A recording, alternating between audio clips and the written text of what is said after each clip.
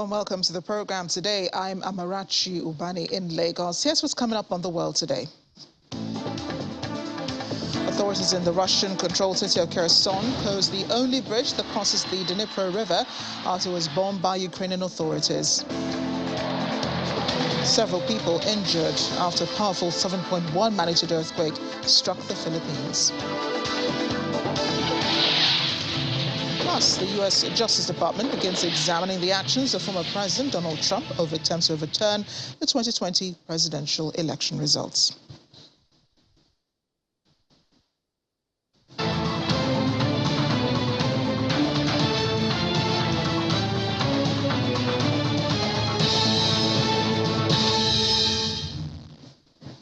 Hey, thanks for staying with us. Welcome to our viewers here in Nigeria and around the world. Russian forces suffered a setback in the southern Kherson region after Ukrainian forces struck an important bridge straddling the Dnipro River with what a Russian-appointed local administrator said were U.S.-supplied high-mobility artillery rocket systems, HIMARS. Footage posted on social media showed at least 6 large holes in its surface. Deputy head of the Russian-appointed city administration, Kirill Stremusov, said the Antonisky Bridge is the city of Kherson's sole span across the river, and it was closed to traffic after the strike.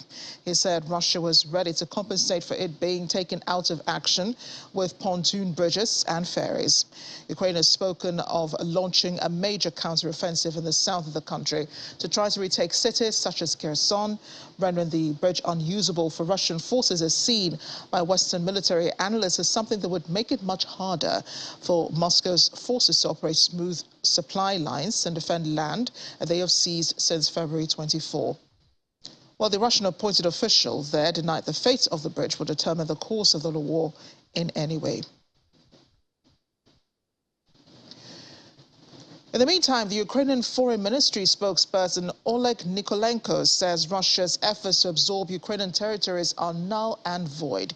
He says it will be totally untrue if residents in Russian-occupied Zaporizhia and Kherson were to vote in a referendum that could happen in September.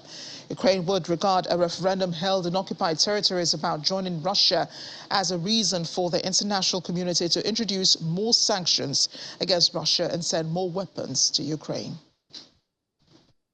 The Russian Federation is trying to absorb the territories it occupied in Kherson and Zaporizhia regions. They are trying to set up occupation administrations and also to simplify the procedure for obtaining Russian citizenship. They are doing it to stage the so-called referendum. According to the statements, it might happen in September, in order to justify the occupation and pretend that those territories voluntarily decided to join Russia, which is totally untrue. We see that the demand for Russian passports among the local population is very low. People living in Kherson region stand against the occupation. They are not joining schools, local administrations, police forces. So that's why Russians have to bring their citizens from Russia to fill in positions in the local administrations. As you know, the territories that Russia seized are closed. Ukrainian government is not able to deliver any humanitarian aid to those territories. So that's why they are creating conditions for people so that in order to receive humanitarian aid from Russian occupation administration, people have to have Russian citizenship. So that's why we see this. There are some cases, but it's not something that is mainstream among the local population.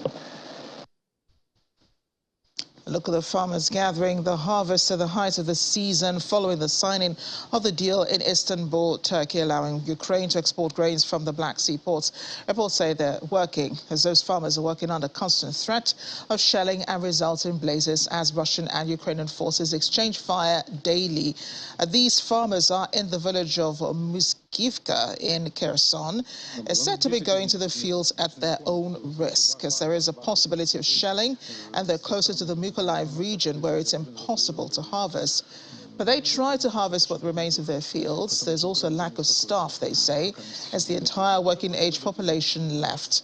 Ukraine has accused Russia of stealing grain from territories that Russia has seized since President Putin sent in his army into the country on February 24. Moscow, of course, denies this. But Ukraine, a major grain exporter, has been unable to ship its cereals via the Black Sea because of a Russian blockade of its ports. The two countries signed agreements in Istanbul last week aimed at resuming shipments to help stave off a global food crisis. Today, Turkish Foreign Minister Hulusi Akar unveiled a center in Istanbul to oversee the export of Ukrainian grains after that landmark deal signed last week, with the first shipment expected to depart from the Black Sea ports within days. The Joint Coordination Center in Istanbul will oversee departures from 3 Ukrainian ports in which ships must circumvent mines and will conduct inspections of incoming ships for weapons. All vessels pass through Turkish waters, and all parties will appoint representatives at the JCC to monitor the implementation of the plan. A total of 20 personnel from Ukraine, Russia, Turkey and the UN will work side by side at the center. Speaking earlier at the National Defense University in central Istanbul's Levant district, where the JCC is located, Mr. Akar said more than 25 million tons of grain was waiting to be exported. Head of the UN delegation at the Istanbul Joint Coordination Center, Fred Kenny, is also part of the team overseeing the grain export deal between Russia and Ukraine. He said today it is crucial that the agreement succeeds in order to ensure global food security, and that safety and safe navigation of merchant vessels is a key consideration. We believe that it's critical to ensuring global food security, so yes, we need to succeed. Well, that's certainly the primary consideration in this initiative is to ensure the safety and safe navigation of merchant vessels. So, of course, all of those considerations will be taken into account. The VOA's Anna Chernikova joins us now from Kyiv. Anna, great to see you. Has the Ukrainian government said how soon it can begin to export grains? Good evening. Well, Ukrainian government is ready, and the Ukrainian government, particularly Minister of Infrastructure of Ukraine, announced a couple of days ago that actually the ports, 3 ports that were confirmed in the agreement between Ukraine with Turkey and UN and Russia with Turkey and UN, that these ports are reopening. And today it was a report that they actually are open, and that the grain is ready to be exported soon. Basically, the coordination committee, the Joint Coordination Center, started it. So it was yesterday. It started its operation, and this is a sign that certain, procedures are in action to actually start this export. So from Ukrainian authorities, we received confirmation that Ukrainian grain should soon be exported, and actually it would be quite a lot of grain, and it will be a certain corridor and certain caravan, which is, the way how it's going to be exported through the waters of the international waters and from the Ukrainian territory. So there is hope that nothing extraordinary happens, and this would start sometime soon. We don't have details, and the Minister of Infrastructure of Ukraine highlighted that not, particular details would be provided due to security reasons. But again, Ukrainian authorities hope that Russian forces would not, do something that happened just less than 24 hours after the signing of grain deal, and as you know, it was an attack on one of the Odessa ports. So Ukrainian authorities just hope that there's not going to be another case. So we will see, but everyone has a lot of hope that the grain would be out. Indeed, hopes and expectations are high at this point. But what about production for export? Some of the farmers are saying they're fearful of going out there to the fields, also complaining there's no workforce. Many have left many of the cities because of the war. So how much grain is Ukraine able to produce for export? Well, this year, the grain that should be exported this year, it's quite enough and quite a lot. I mean, it's under the plans. So basically, the only problem is to actually export it out from Ukraine.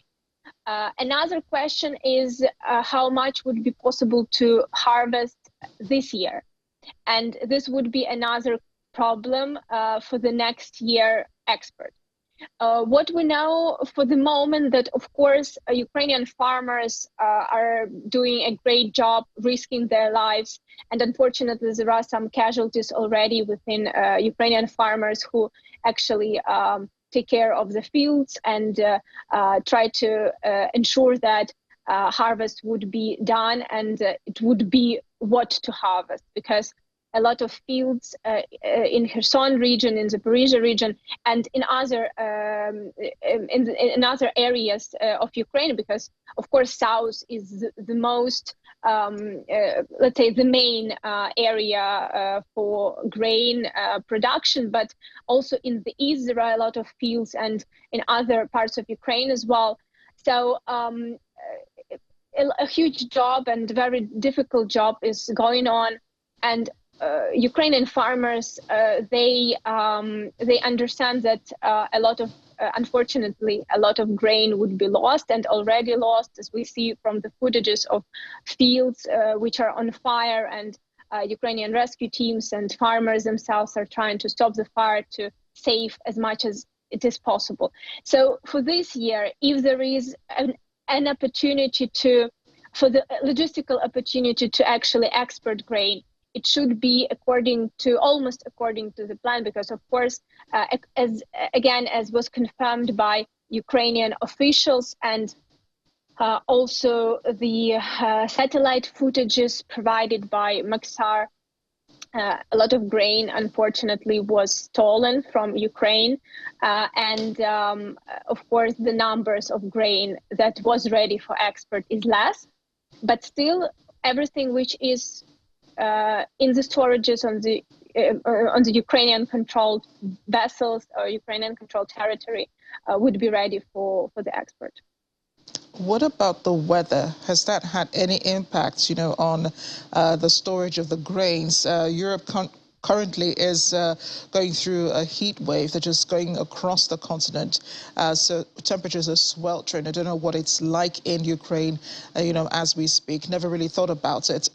But has the weather had any impact on the storage of grains? Surprisingly, but this year the weather is very comfortable in Ukraine. I should say that, at least for the moment, it was not, an unexpected or too high heat. So normally Ukraine is already quite, hot in this period, but for the moment we still have very comfortable conditions, and also both for people and for farming. So it's not too much rain, it's not too high heat. So in these terms, for the moment, again, Ukraine is not suffering from the problems that Europe is suffering, a lot of European countries. So we'll see. Hopefully the weather would be on the Ukrainian side in this term. Yeah, and the Russian government is saying that there are obstacles to Russia also exporting grains from the Black Sea port. What sort of obstacles is Russia talking about? Well, it's difficult, to be sure, because of course it's better probably to ask Russia what do they mean. But I think that probably, and this comes from the negotiations that were taking place, that Russian side were trying to arrange their military control of the grain export. But as far as we know, the military control of the export would be done by the Turkish side, by the Turkish Ministry of Defense, and Russian representatives and Ukrainian representatives would be also present, but they would basically control that from administrative position. Of course, Ukrainian military would control the Ukrainian ports, but Russian military would not be allowed. So I don't know. Maybe they mean that they expect certain, actions from the Ukrainian armed forces or whatever. But Ukrainian president and Ukrainian government and all the representatives responsible for this deal are ensuring, and I guess this is quite, it's easy to believe that Ukraine is very, very interested in grain to be exported. So I don't think that Ukraine would do any, provocations or anything like that. So probably this is what Russia is trying to, say. But again, it's difficult, of course, to predict what exactly they mean. Indeed. Anna, thank you so much for speaking with us, and do stay safe in Kyiv. Thank you. Well, to other developments out of the Russian-Ukraine invasion, the United Nations is worried the invasion would lead to many women and girls being trafficked and exploited as they flee the fighting, and it wants special attention on them in any peace or rebuilding efforts in the country. Speaking virtually at the second edition of the Summit of First Ladies and Gentlemen, organized by the First Lady of Ukraine, Olena Zelenska, in the capital Kyiv, UN Deputy Secretary General Mrs. Amina Mohammed asked the international community to step up support in this regard.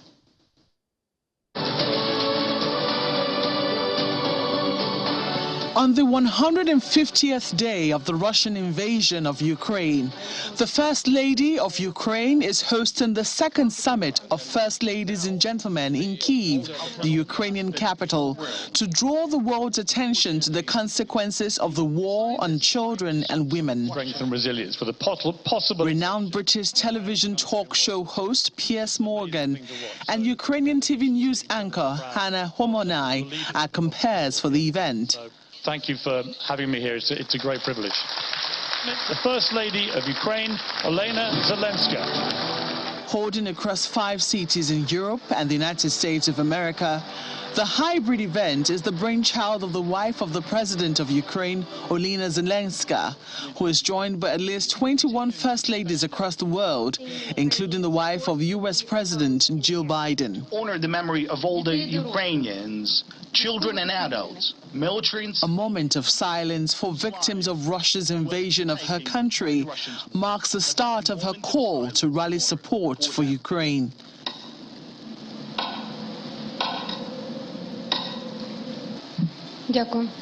Thank you. No matter the suffering, we will be able to do everything in order for the child's smiles and happiness and calm and tranquility to stay in our life. And we are inviting everyone, all those who support the victory over brutality, to join us. America's First Lady, Jill Biden, who days ago had hosted Ms. Zelenska, added her voice to strengthen the international community's resolve to help women and children. Through our humanitarian assistance, we are working to address the devastating physical and mental impact of this war. This includes increased access to primary and trauma medical care, food, clean water, and accessible shelter, as well as support to survivors of gender-based violence. The United States remains steadfast in our support for Ukraine. The President of Ukraine, Vladimir Zelensky. Attending the summit in person, the President of Ukraine, in his usual defiant demeanor, insists that his country will not break. The war will not make us hostages of those brutality actions. committed by the occupying forces on the territory of our brave and peaceful country. Why are we talking about rebuilding now when we're still at war? We're doing so that on the very first day of the peace we would be able to feel it comprehensively, so that there would be a systemic rebuilding, reconstruction of everything that was destroyed by the Russian army. 5 panel sessions discussed various efforts to rebuild Ukraine as the United Nations makes a case for the care of women and girls. When forced to flee, women face the risk of trafficking and sexual exploitation. It is crucial that the international community steps up to support Ukrainian women and girls and provides them with the protection that they need. Former British footballer and UNICEF ambassador David Beckham is among the dignitaries that joined the event virtually. In an emotion-laden voice, the father of 4 sympathizes with children in Ukraine. I cannot imagine what the Ukrainian people have gone through these past 5 months. But I do know through my experiences with UNICEF that getting back to routines through education and learning is a great healer for many children.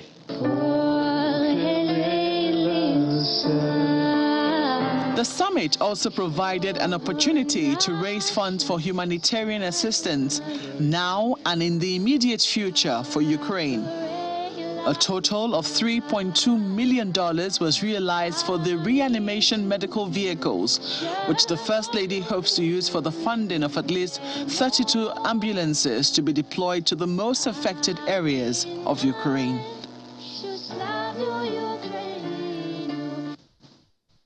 We'll have more on developments out of the Russia-Ukraine war, but also coming up after the break.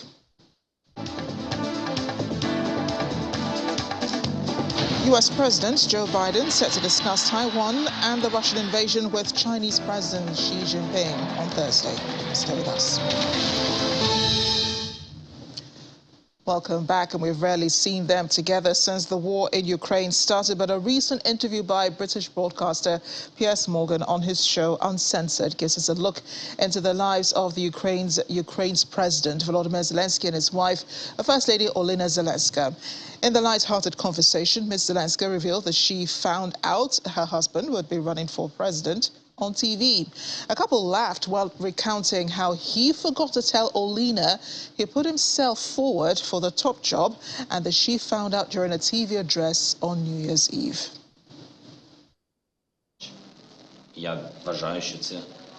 I believe this would be a great signal, a big signal. Everyone sees Ukraine's attitude towards the U.S. This would be the highest support. And we had huge support from the side of the First Lady. She met with Olena here, and it was the correct visit. Very, I would say, unexpected. I would say we were waiting for it a lot, but we didn't expect it to happen. There are very important things. Then the trip. Olena will not say it for herself, I can say it. That was a very important moment. She did a great job, and her efforts really worked. There are quick decisions from the Congress and the White House that emerged after her speech and her visit, and these are very important things.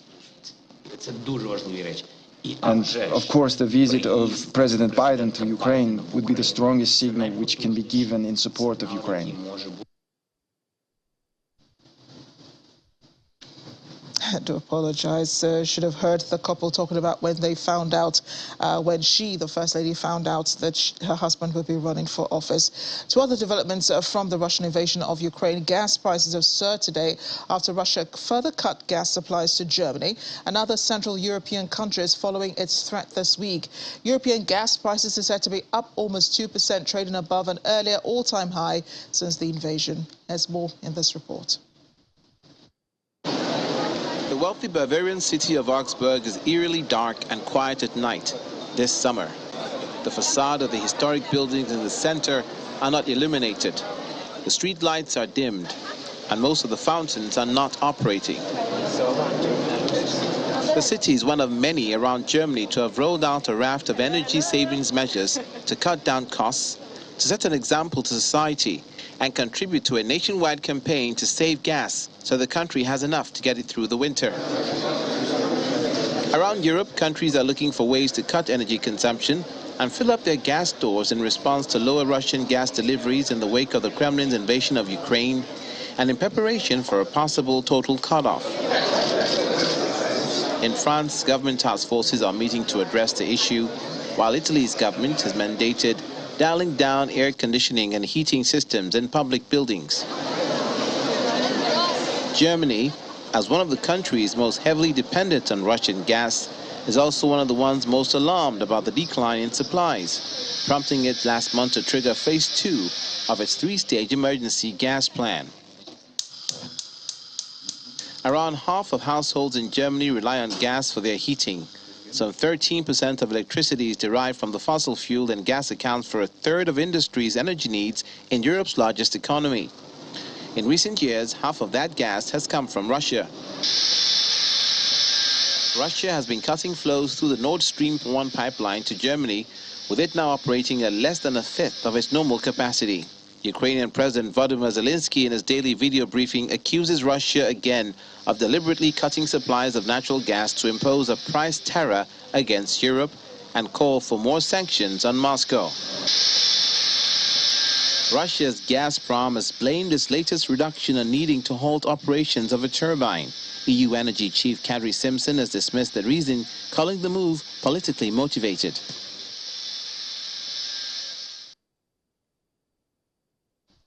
Away from the Russian invasion of Ukraine, former U.S. President Donald Trump ignored pressure from some fellow Republicans to avoid repeating his false claims about a stolen 2020 election on Tuesday, saying he won his second bid for the White House and would not allow his perceived enemies to bar a return.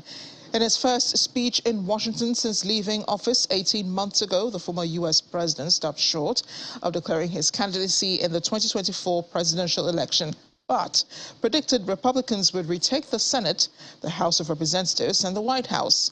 Meanwhile, Mike Pence, who was vice president under Trump and may seek the White House in 2020, distanced himself from Trump's repeated election falsehoods, saying at a separate event earlier in the U.S. Capitol that conservatives needed to focus on the future to win.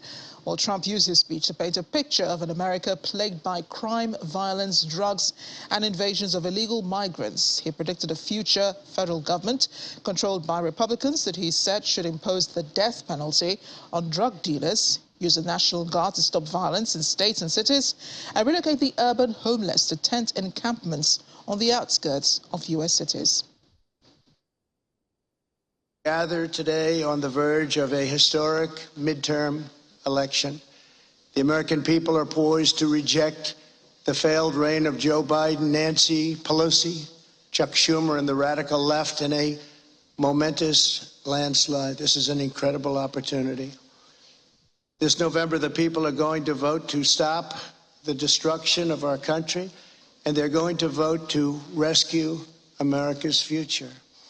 I'm here before you to begin to talk about what we must do to achieve that future when we win a triumphant victory in 2022 and when a Republican president takes back the White House in 2024, which I strongly believe will happen.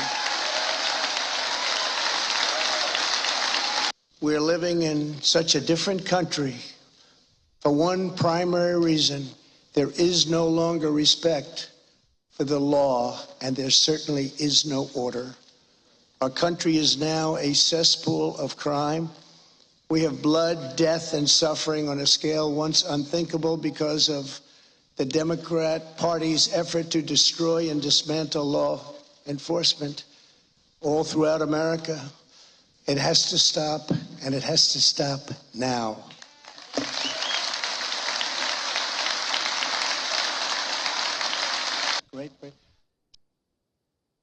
Meanwhile, the U.S. Justice Department is examining Donald Trump's actions over attempts to overturn the 2020 presidential election results, according to U.S. media. They say federal prosecutors have asked witnesses directly about the behavior of the former U.S. president. So far, they've not opened a criminal investigation into Trump himself. Rioters, as we remember, stormed the U.S. Capitol in Washington, D.C. on January 6, 2021, in an effort to overturn the president's election defeat by Joe Biden. No former U.S. president has ever been indicted for criminal conduct. On January 6, 2021, Trump sent mixed signals to those who attacked the building, at some point praising them, but also urging them to stay peaceful and support law enforcement agencies. The Department of Justice already has a criminal investigation into what happened on that day. The reports of the media that witnesses are being questioned about Trump's role do not mean that federal prosecutors will decide to pursue criminal charges against him.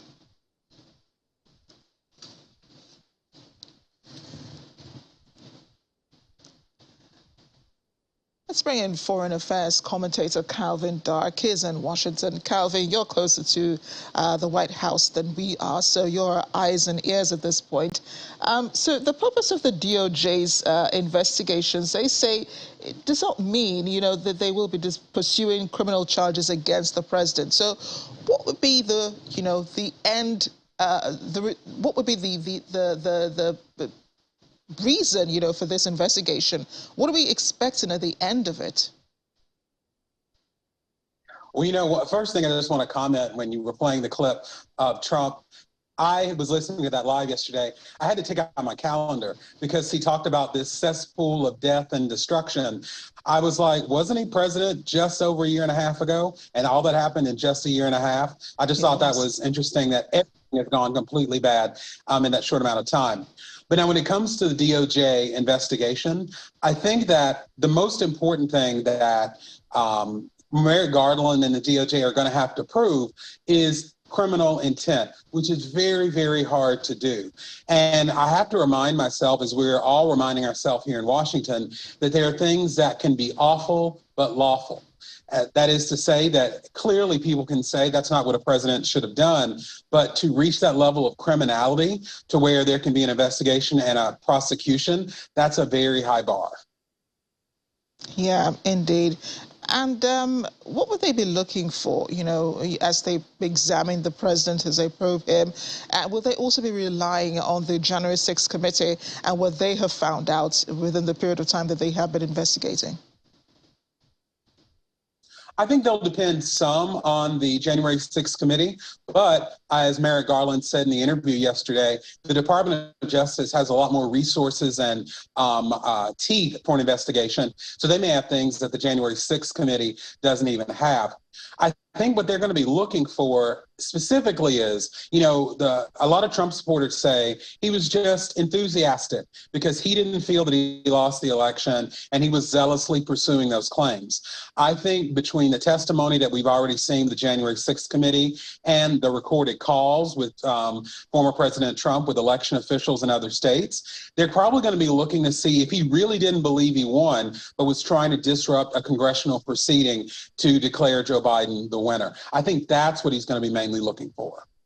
Yeah, and the Attorney General did say that the DOJ will be examining everyone who has to do with the riots. I did watch his interview with Lester Holt last night, and he refused to say who and who are persons of interest, in this investigation. But what did you learn, from that interview that he had with Lester? What exactly would be, the reasons for the probe and what they hope to achieve in the end? Well, I think that I want to be too careful and not read too much into what he said.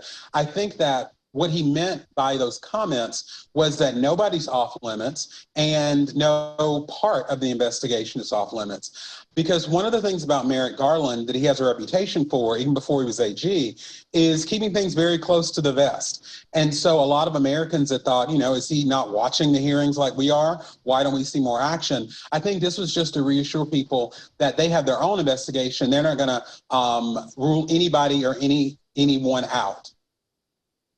So Trump does have, plans. It still has presidential ambitions, hoping to run in 2024.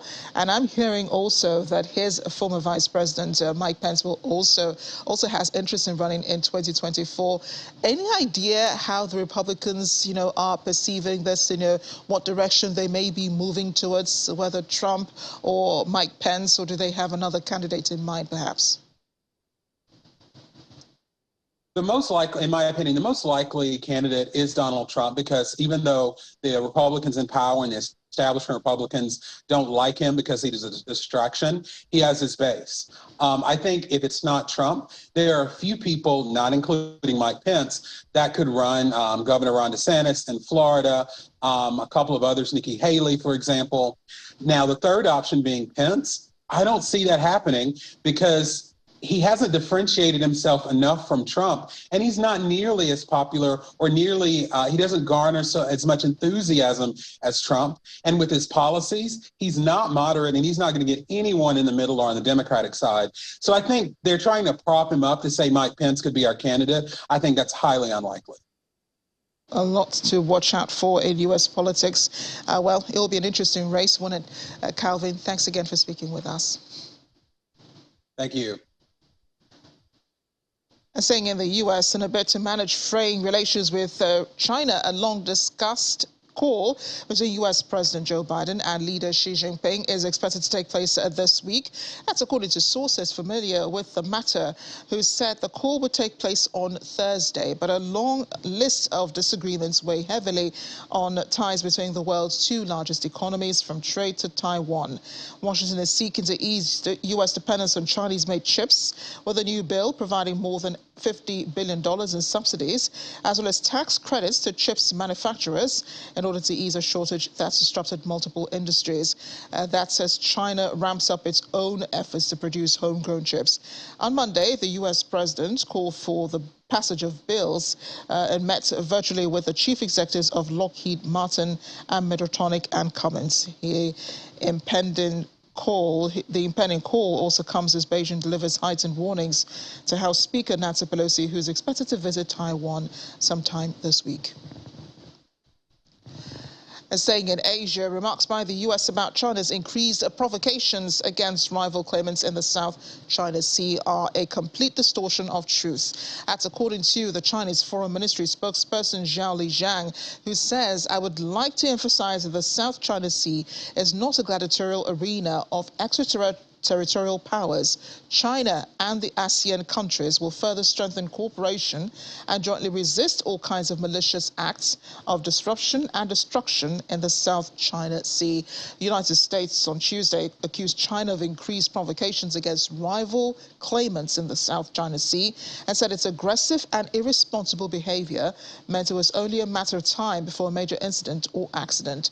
Those comments come ahead of an anticipated call between President Biden and President Xi tomorrow, expected to focus on ways to prevent the growing U.S.-China strategic rivalry veering into conflict, particularly over the self-ruled Chinese-claimed island of Taiwan.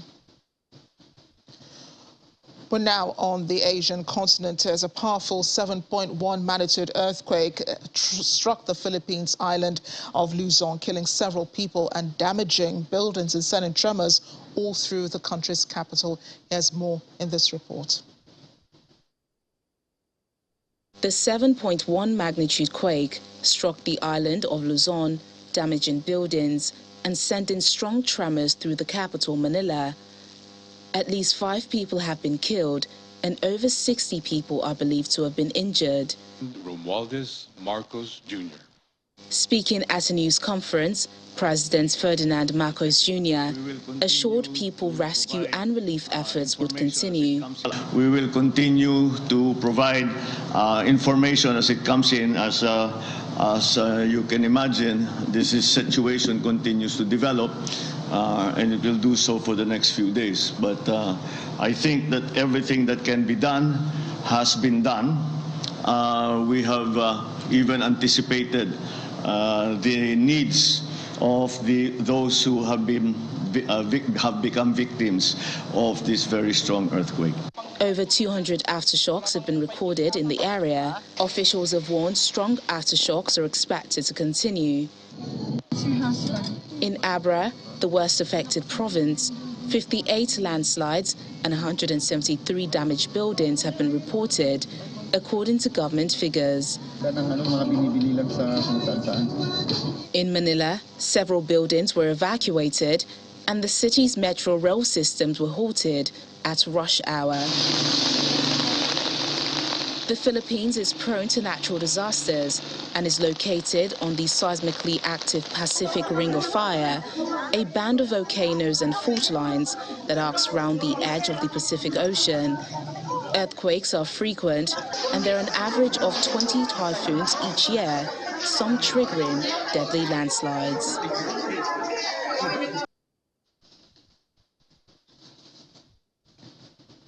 Still ahead on the program.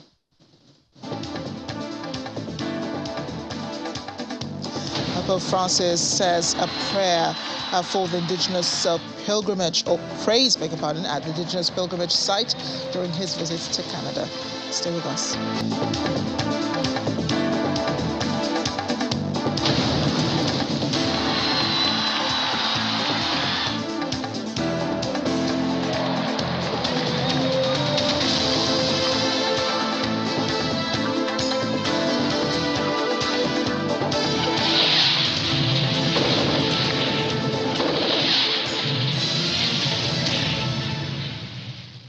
Welcome back. North Korean leader Kim Jong-un convened an unprecedented conference aimed at strengthening the ruling Workers' Party of Korea's monolithic leadership across society.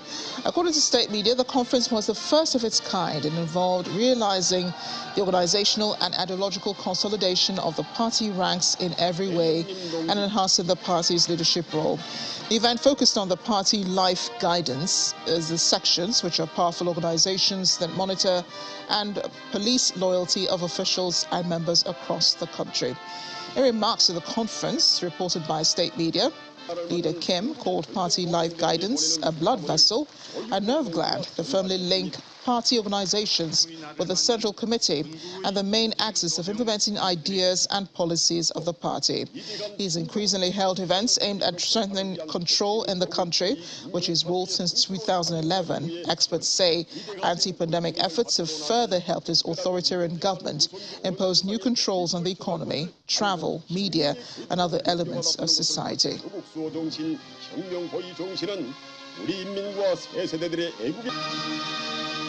주체적 몫으로 계승의 숨결로 영원할 것이며. Neighboring South Korea says the North is likely to face stronger sanctions, including measures aimed at curbing its cyber attack capabilities if it conducts a nuclear test that it has been preparing. Park Jin, who took office in May as a foreign ministry spokesperson for South Korea, says as new President Yoon Suk-yeol's top diplomat, North Korea has completed arrangements for what would be its first nuclear test since 2017. Park told a news conference North Korea is already under various UN sanctions because of its nuclear and missile programs, and the UN Security Council would likely adopt a far stronger, more closely woven resolution if it goes ahead with the test, including measures targeting its hackers. The United States and South Korea have said North Korea has mobilized thousands of hackers to steal funds, including cryptocurrencies, to finance its weapons. North Korea's foreign ministry has denied the accusation, saying its weapons program is for its defense.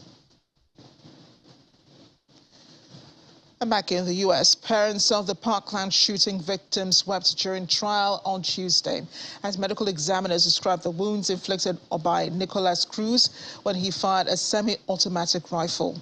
On day 7 of the Parkland trial, witnesses took to the stands to speak about the rifle purchased by the defendant and how bullets tore through the bodies of Stoneman Douglas high school students on February 24, 2018. When taking the stand, the assistant medical examiner, Dr. Marlon Osborne, described the bullet's trajectory through a victim's abdomen, liver, stomach, spleen, and kidney. The bipod, it did not have the vert grip. The sight may have been in the box because there was no rear sight on it. It's a standard flat top receiver, and there was no sling. Okay. Performed the autopsy on Jamie Gutenberg? Yes, I did. Okay. And would those photographs assist you in explaining to the court and to the jury the nature of Jamie Gutenberg's wounds? Yes, they would. And would those photographs aid you in explaining to the court and to the jury the manner and cause of death of Jamie Gutenberg? Yes. Okay, Your Honor, just tell me what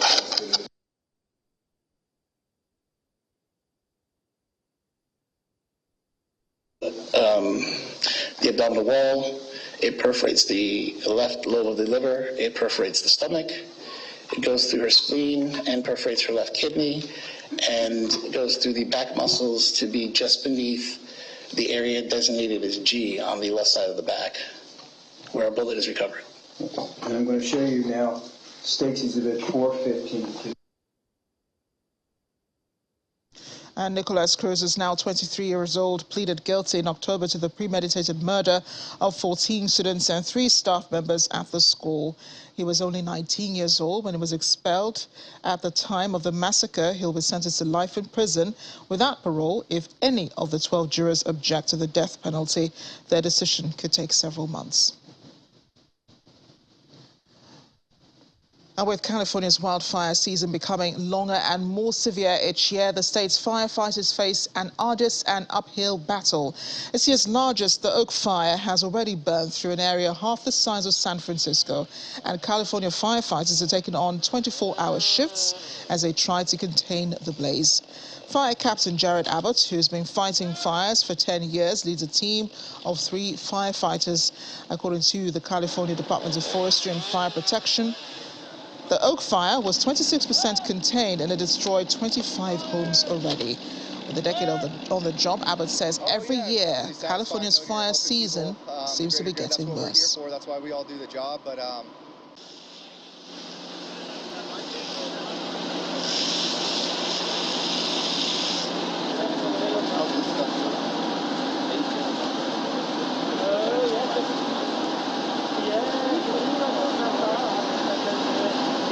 so I've been a professional firefighter for 10 years. I've worked on fuels crews for 4 additional years before that, and volunteered at 2 different agencies.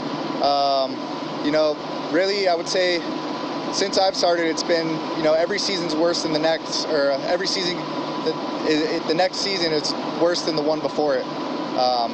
So it's been busy. You know, I'm usually out 3 14-day assignments a year. And they're long summers, you know.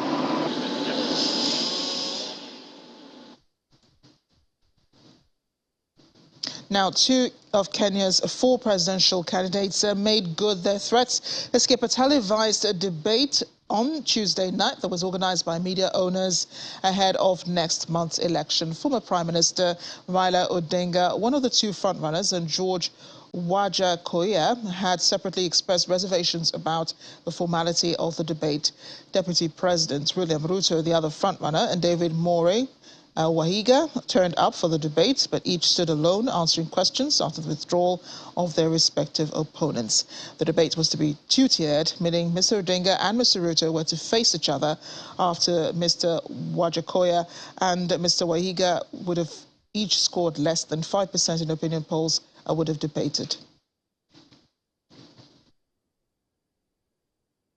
What we cannot entertain as a country is a position that we cannot pay. We are in a position that we can't service our debt.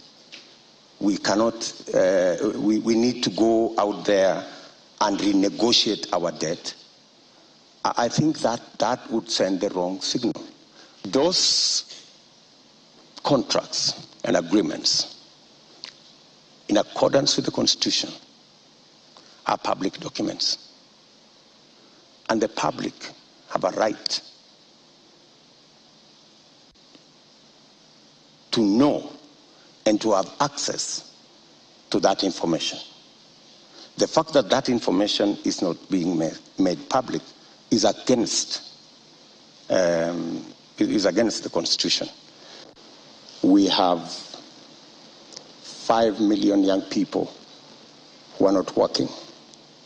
We have 15 million Kenyans who today are blacklisted in CRB. We have 10 million citizens who have no access to credit in the micro and small enterprise sector. And I believe I am the candidate with a plan to be able to get Kenya to the next level. As we end the program, Pope Francis has blessed the waters of the lake in Lac Sainte-Anne, a pilgrimage site about 70 kilometers west of Edmonton that is popular with Catholics of Indigenous Canadian and European origin. After arriving to the sounds of Indigenous singing and drum beats, the Pope, seated in a wheelchair, blessed the lake, then spoke of the wound of the violence suffered by our Indigenous brothers and sisters and the terrible effects of colonization. Pope Francis is on a week-long tour of Canada to apologize for the Roman Catholic Church's role in running residential schools that tore Indigenous children away from their families and became places where abuse was rampant.